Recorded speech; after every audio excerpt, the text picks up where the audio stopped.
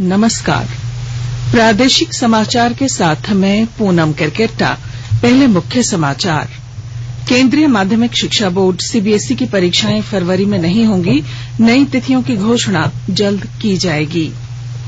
राज्य के सरकारी हाई स्कूलों और इंटर कॉलेजों में इस बार सर्दी की छुट्टियां नहीं होंगी। क्रिसमस पर केवल एक दिन अवकाश रहेगा। प्रधानमंत्री आवास योजना में झारखंड का बेहतर प्रदर्शन रहा। देश के सभी राज्यों में अव्वल स्थान मिला। और रांची पुलिस ने पीएलएफआई के इनामी उग्रवादी को नगड़ी में हुई मुठभेड़ में मार गिराया। और अब समाचार विस्तार से। कोविड-19 महामारी के खिलाफ देश एकजुट होकर लड़ रहा है। आप भी हमारे साथ सुरक्षा और बचाव के 3 आसान एहतियाती उपायों का संकल्प लें। मास्क पहनें, 2 गज की दूरी है जरूरी, सुरक्षित दूरी बनाए रखें, हाथ और मुंह साफ रखें। शिक्षा मंत्री डॉक्टर रमेश पोखरियाल निशंक ने कहा है कि कोविड-19 महामारी को ध्यान में रखते हुए और विभिन्न परामर्शों के बाद सरकार ने निर्णय लिया है कि बोर्ड की परीक्षाएं फरवरी में आयोजित नहीं की जाएंगी। उन्होंने कहा कि परीक्षा के लिए अगली तारीख की घोषणा जल्द की जाएगी। आगामी प्रतियोगिता और बोर्ड परीक्षाओं के बारे में देश भर के अध्यापकों से वर्चुअल माध्यम से संवाद करते हुए कल श्री पोखरियाल ने ये बात कही।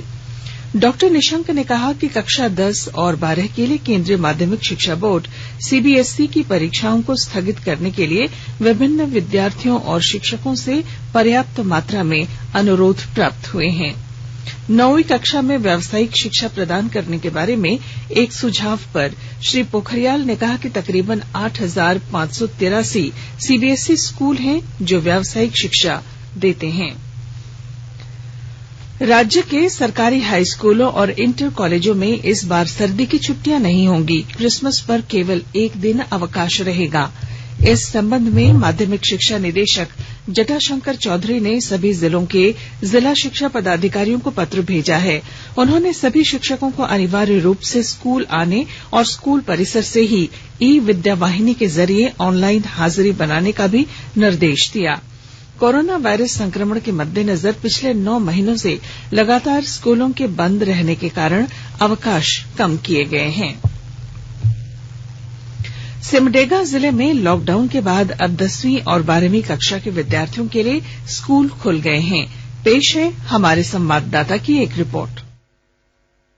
कोरोना संक्रमण के कारण सिमडेगा जिले में बंद पड़े विद्यालयों में अब 10वीं और 12वीं कक्षाओं की पढ़ाई शुरू हो गई है। कक्षाएं शुरू होने के पहले दिन विद्यालयों में औसतन 50 से 60% विद्यार्थी पहुंचे। सरकार के निर्देशानुसार विद्यालयों में सैनिटाइजर, आपसी दूरी और मास्क के इस्तेमाल का ध्यान रखा गया है। इधर लंबी अवधि के बाद विद्यालयों के खुलने से बच्चे खुश हैं। अभिभावकों ने भी कहा कि बच्चों की पढ़ाई का नुकसान हो रहा था, इसलिए विद्यालयों का खुलना ठीक है। हालांकि अभिभावकों ने कोरोना से सुरक्षा के मद्देनजर विद्यालयों में नियमों का पालन किए जाने पर जोर दिया। मनोज कुमार सिन्हा, मनु, आकाशवाणी समाचार, सिमडेगा। सरकार ने कहा है कि सितंबर के मध्य से देश में कोरोना संक्रमित रोगियों की संख्या निरंतर कम हो रही है।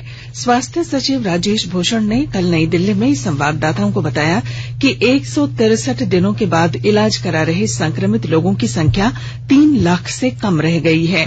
श्री भूषण ने कहा कि कई देशों में प्रति 10 लाख आबादी पर 50,000 से अधिक लोगों में संक्रमण की पुष्टि हुई है, लेकिन भारत में प्रति 10 लाख की आबादी पर संक्रमण की दर विश्व में सबसे कम है। स्वास्थ्य सचिव ने कहा कि देश में पिछले 7 सप्ताहों में संक्रमित लोगों की दैनिक औसतन संख्या में लगातार गिरावट देखी जा रही है। उन्होंने कहा कि 16 और 22 दिसंबर के बीच रोजाना औसतन 24,135 लोग संक्रमित हुए, जबकि 4 और 10 नवंबर के बीच दैनिक औसत 46,301 रहा। श्री भूषण ने कहा कि अब तक 16 करोड़ 30 लाख से अधिक जांच की गई है। राज्य में पिछले 24 घंटों में 209 नए कोरोना संक्रमित मरीज मिले हैं। इसके साथ ही राज्य में कोविड-19 पॉजिटिव मरीजों की संख्या बढ़कर 1,13,407 हो गई है।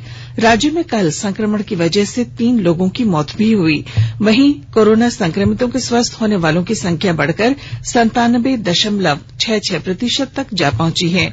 स्वास्थ्य विभाग से मिली जानकारी के अनुसार राज्य में अब तक 1,10,758 लोगों ने कोरोना को मात देने में सफलता हासिल की, जबकि 1,635 सक्रिय मरीजों का इलाज अब भी विभिन्न कोविड-19 अस्पतालों में चल रहा है।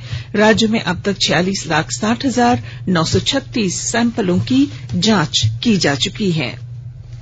सरकार ने कहा है कि कोविड-19 वैक्सीन की संभावित उपलब्धता के आधार पर प्राथमिकता वाले समूहों की पहचान की जाएगी, जिन्हें सबसे पहले टीका लगाया जाएगा। स्वास्थ्य मंत्रालय ने कोविड-19 वैक्सीन से संबंधित विभिन्न पहलुओं के बारे में पूछे जाने वाले संभावित प्रश्नों के उत्तरों की एक श्रृंखला तैयार की है।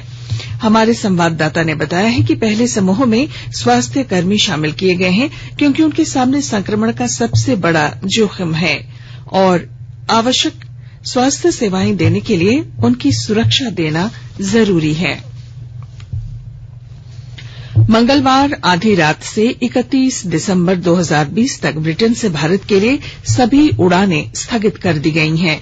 नागरिक उड्डयन मंत्रालय ने कोरोना वायरस के नए स्वरूप और उसके घातक होने का पता चलने के बाद वैश्विक चिंताओं के मद्देनजर कल इसका निर्णय लिया।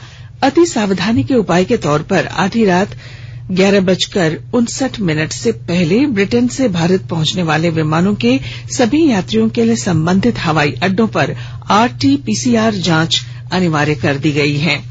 केंद्र सरकार ने ब्रिटेन में कोरोना वायरस का नया स्वरूप सामने आने के मद्देनजर मानव संचालन प्रक्रिया SOP जारी की।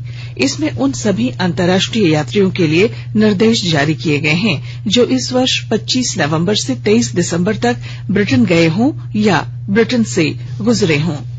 SOP के अनुसार सभी अंतर्राष्ट्रीय यात्रियों को पिछले 14 दिनों की यात्रा के बारे में जानकारी देनी होगी और स्व घोषणा पत्र भरना होगा। बाद में इस पत्र में दी गई जानकारी के अनुसार कोविड-19 संबंधी जांच की जाएगी। आकाशवाणी के ताजा तरीन समाचारों के लिए आप हमारी वेबसाइट newsonair.com पर लॉग ऑन कर सकते हैं। ताजा समाचार Twitter handle @AIR News Alerts और Facebook page all India radio news पर भी उपलब्ध है। आप प्रादेशिक समाचार एकांश के ट्विटर हैंडल @AIR News_रांची और Facebook page AIR News Ranchi के अलावा YouTube channel regional news unit Ranchi पर भी हमारे बुलेटिन सुन सकते हैं। प्रादेशिक समाचार आप आकाशवाणी रांची से सुन रहे हैं और अब पेश है कोरोना से बचाव के कुछ संदेश। कोविड-19 से बचाव और सुरक्षित रहने के 3 उपाय। मास्क लगाएं, 2 गज दूरी है जरूरी, सुरक्षित दूरी रखें, हाथ और मुंह साफ रखें।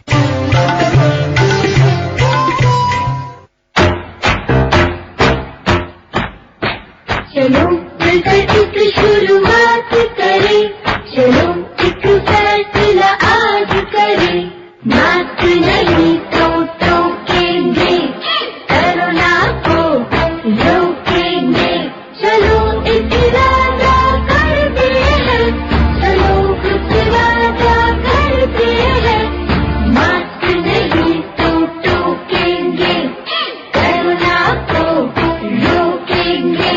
भारत सरकार द्वारा जनहित में जारी।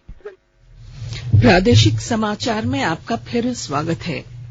झारखंड ने प्रधानमंत्री आवास योजना में बेहतर काम किया है। झारखंड को देश के सभी राज्यों में अव्वल स्थान हासिल हुआ है। वित्त वर्ष 2019-20 और 2021 के लिए केंद्र सरकार के परफॉर्मेंस इंडेक्स में झारखंड को सबसे अधिक 82.46% अंक मिले हैं। दूसरे स्थान पर राजस्थान है, जिसे 82.14 अंक मिले। वहीं तीसरे स्थान पर मध्य प्रदेश रहा। झारखंड को अब तक 12,72,916 आवास बनाने का लक्ष्य मिला था।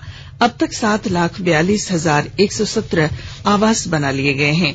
इस तरह से लक्ष्य के विरुद्ध झारखंड की उपलब्धि 58.3% रही। कोविड-19 के कारण उत्पन्न हुई विपरीत परिस्थितियों में भी इतना काम कराना झारखंड की उपलब्धि रहा।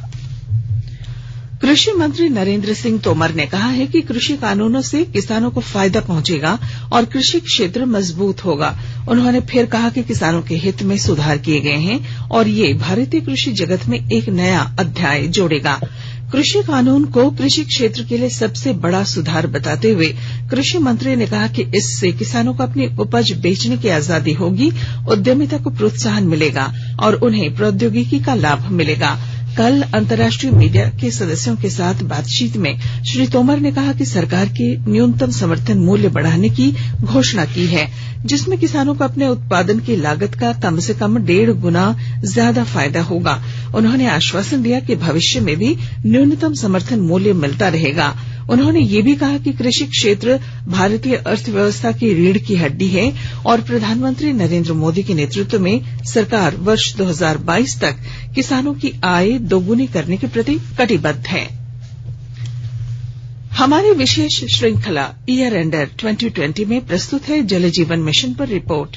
केंद्र सरकार ने हर घर जल के नारे के साथ वर्ष 2024 तक देश के प्रत्येक ग्रामीण परिवार तक स्वच्छ और पर्याप्त पेयजल उपलब्ध कराने के लिए जल जीवन मिशन शुरू किया है।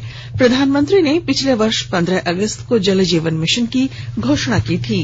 आकाशवाणी से विशेष बातचीत में जल शक्ति मंत्रालय के सचिव यूपी सिंह ने बताया कि गोवा देश का ऐसा पहला राज्य बन गया है जहां 100% घरों में नल का सक्रिय कनेक्शन दिया गया है।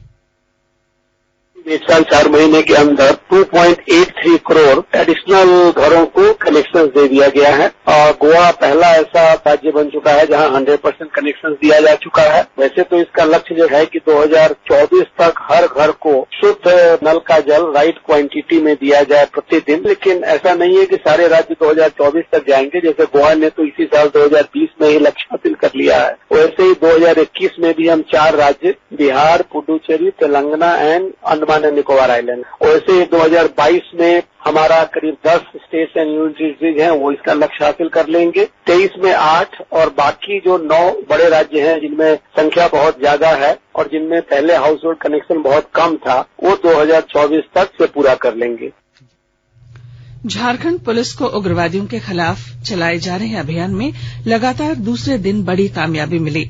रांची पुलिस ने कल नगड़ी में हुई मुठभेड़ में पीएलएफआई के एरिया कमांडर पुनई उरांव को मार गिराया। पुनई उरांव पर रंगदारी, लेवी वसूली सहित कई मामले विभिन्न थानों में दर्ज थे। राज्य सरकार ने उस पर 2 लाख रुपए का इनाम भी घोषित किया था। जामताड़ा जिला और आसपास के क्षेत्रों में कड़ाके की ठंड से जनजीवन प्रभावित हुआ है। पेश है हमारे संवाददाता की एक रिपोर्ट। जामताड़ा जिला मुख्यालय एवं आसपास के क्षेत्रों में शीतलहर और कड़ाके की ठंड से जनजीवन प्रभावित हुआ है। शाम ढलते और सुबह देर तक लोगों को अपने घरों में दुबके रहने के लिए मजबूर होना पड़ रहा है। बढ़ते ठंड को देखते हुए जिला मुख्यालय सहित प्रखंडों के प्रमुख चौक चौराहों पर अलाव की व्यवस्था जिला प्रशासन के द्वारा की जा रही है। उपायुक्त फैज अहमद मुमताज ने जरूरतमंदों के बीच कंबल वितरित करने का निर्देश संबंधित अधिकारियों को दिया है। उन्होंने समाहरणालय सभागार में कल आयोजित बैठक के दौरान कड़े शब्दों में कहा कि ठंड की वजह से जिले में किसी भी व्यक्ति की मौत होने पर संबंधित प्रखंड के प्रखंड विकास पदाधिकारी जिम्मेवार होंगे। सुभाष प्रसाद सिंह, आकाशवाणी समाचार, जामताड़ा। रांची जिले के तमाड़ थाना क्षेत्र के कासुमबुरुडी के निकट जंगल में हाथियों के एक झुंड ने युवक को कुचलकर मार डाला।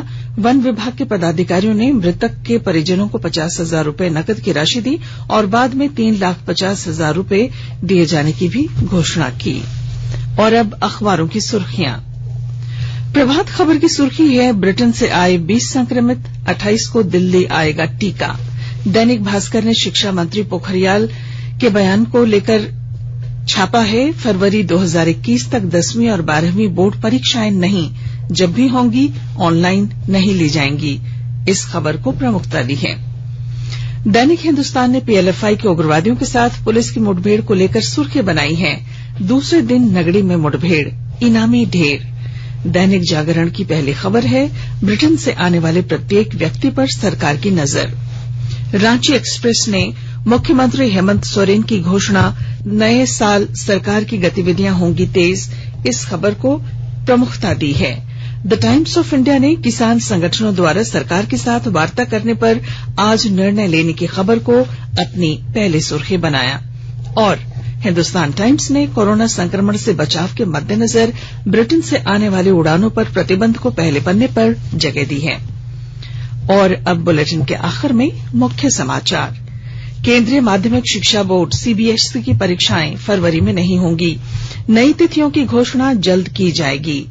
राज्य के सरकारी हाई स्कूलों और इंटर कॉलेजों में इस बार सर्दी की छुट्टियां नहीं होंगी, क्रिसमस पर केवल एक दिन अवकाश रहेगा। प्रधानमंत्री आवास योजना में झारखंड का बेहतर प्रदर्शन रहा, देश के सभी राज्यों में अव्वल स्थान हासिल। और रांची पुलिस ने पीएलएफआई के इनामी उग्रवादी को नगड़ी में हुई मुठभेड़ में मार गिराया। और इसके साथ ही आकाशवाणी रांची से प्रादेशिक समाचार का ये बुलेटिन समाप्त हुआ। नमस्कार। घर में रहिए, सुरक्षित रहिए और सुनते रहिए आकाशवाणी।